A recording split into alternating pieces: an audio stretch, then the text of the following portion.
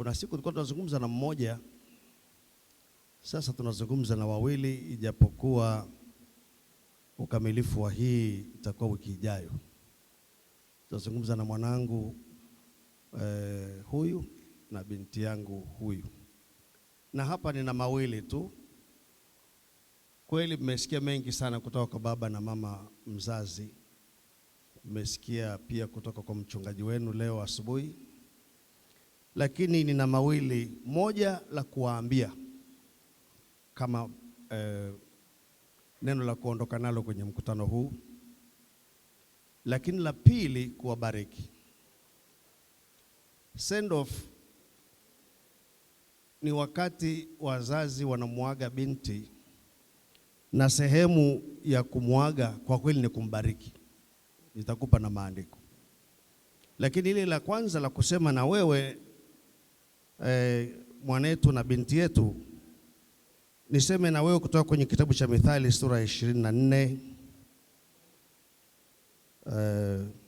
mstari wa 3 na wa 4, kwa sababu namna bora kabisa ya kumuhusia mtu ni kumuhusia kutoka kwenye neno la Mungu. Mithali 24 mstari wa 3 na wa 4 inasema hivi: wanangu, nyumba hujengwa kwa hekima na kwa ufahamu huthibitika, na kwa maarifa vyumba vyake hujazwa vitu vyote vya thamani na vya kupendeza. Ukiyasoma maandiko haya kutoka kwenye version ya Amplified, anaposema nyumba anaweka kwenye mabano, alafu anasema ndoa, maisha, familia. Anatumia neno nyumba hapa kama figurative term kuzungumzia ndoa, mojawapo ni ndoa.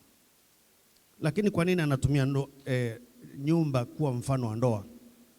Ni kwa sababu kama jengo, nyumba kama jengo inavyojengwa, ndivyo hivyo hivyo na ndoa inajengwa.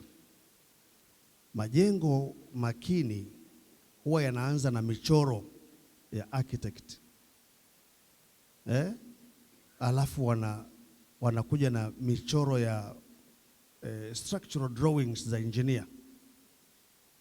Kwa hiyo watu wataalamu wenye akili ya ujenzi wanaweka nyumba kwenye karatasi,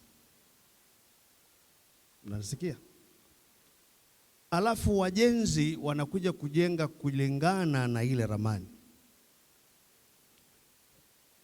Hapo ndipo unapopata nyumba yenye sifa za nyumba. Na sifa za nyumba ni nini? Sifa za nyumba kubwa mbili. Kwanza, uimara.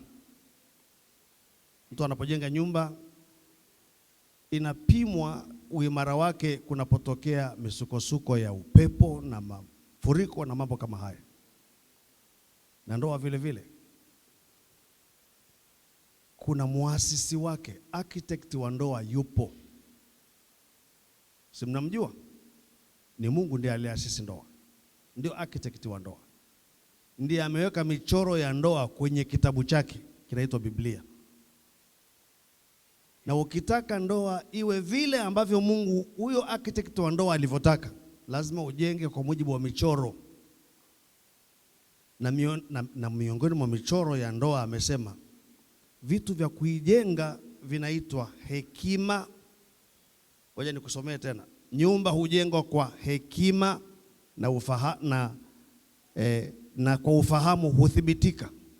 Haijengwi kwa wingi wa fedha, haijengwi kwa cheo kikubwa. Wanandoa lazima wawe na kitu kinachoitwa hekima, ufahamu, maarifa. On the mic, MC Katokisha. Hiyo ndoa itakuwa imara, na jambo la pili itapendeza. Ndio maana anasema na kwa maarifa vyumba vyake hujazwa vitu vyote vya thamani na kupendeza. Nyumba ina sifa mbili, uimara na kupendeza, kwa maana ya jengo. Na ndoa ni hivyo hivyo. Ndoa ikijengwa kwa mujibu wa michoro ya architect wa ndoa itakuwa imara, na itapima uimara wake na misukosuko. Kila ndoa itajaribiwa, hata ya kwenu itajaribiwa. mwanangu, huyu uliokuwa unamuita mrembo, kuna siku utafikiri ni yule au sio yule. Si kwa sababu wewe una matatizo, ni majaribu tu yatatokea. Na binti yangu, kuna siku utasema he looked handsome to me, but is he the same? Kwa nini? Si kwa sababu utakuwa unachuki. Ni majaribu tu yametokea. Hatupendi sana kusema hayo leo, lakini ni ukweli.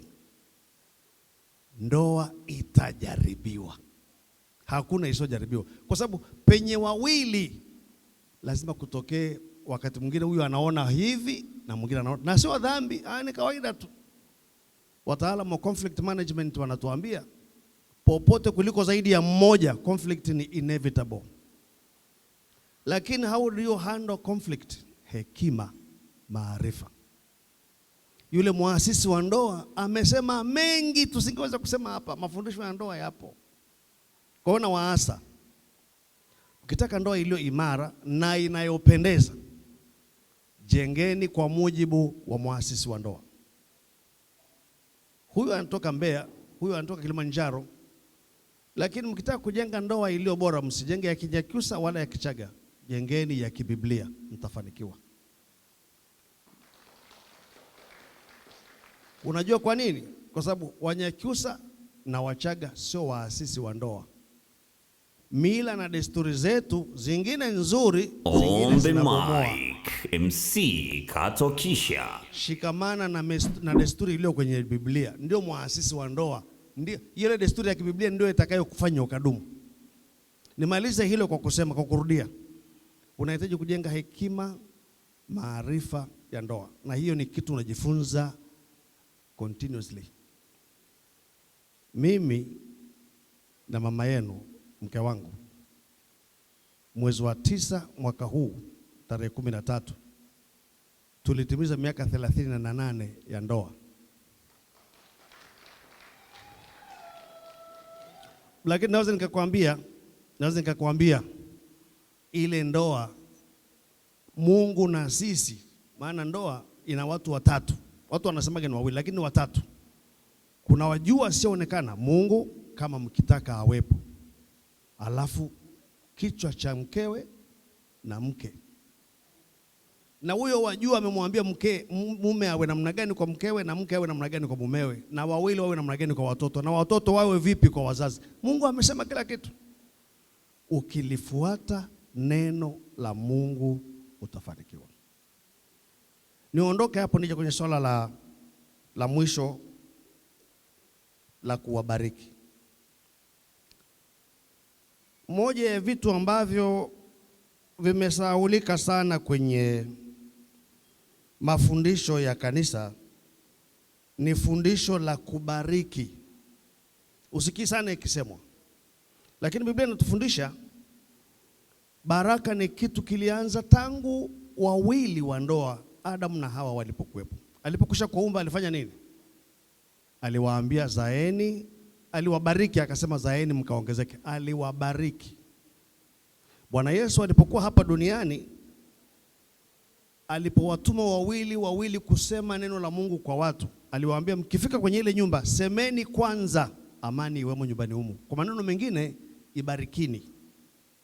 Alafu akasema akiwemo mwana wa amani, amani yenu itamkalia. Asipokuwemo mwana wa amani, amani yenu itawarudia.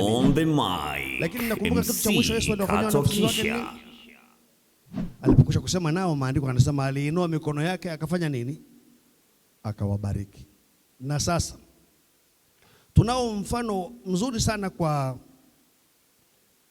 Rebeka katika kitabu cha Mwanzo sura ya 24. Baada ya mtumishi wa Ibrahim ambaye ndiye mshenga kufika kwa ndugu zake Ibrahim, na akawaeleza anachotaka kwenye ule mji, walisema, mstari wa 57 sura 24, wakasema na tumuite huyo msichana tumuulize mwenyewe. Wakamuita Rebeka wakamuuliza, je, utakwenda na mtu huyu? akasema nitakwenda. Ndio maana ya send off. Leo sisi wazazi wako tunakuuliza utakwenda na huyu mtu, na wewe unasemaje? Nitakwenda. Alafu baada ya hapo anasema ndipo wakampeleka Rebeka ndugu yao na yaya wake na mtumishi wa Ibrahim na watu wake. Alafu wakambarikia Rebeka, wakamwambia, ndugu yetu, uwe wewe mama wa 10,000 mara 1,000 nyingi, na wazao wako wa urithi mlango wa hao MC Kato Kisha. Wakambariki. Sehemu moja muhimu ya send off ni kumbariki binti. Bahati mbaya siku za leo watu wengi wanafikiri send off ni kusherehekea peke yake. Wanaacha element muhimu sana ya baraka ya kuwabariki. Sasa kwa kweli mko wawili ambao wiki moja ijayo mtakuwa mmoja, na kwa sababu mtakuwa mmoja tunawabariki pamoja. Lakini kimsingi wazazi wako, sisi na ndugu zako tuna nafasi na tuna mamlaka ya kiungu ya kukubariki. Tukisema ubarikiwe, utabarikiwa. Na kwa sababu umekuwa mwana wa baraka, Yesu alisema akiwemo mwana wa amani, amani yenu itamkalia. Najua umekuwa baraka kwa baba yako, kwa mama yako, kwa ndugu zako.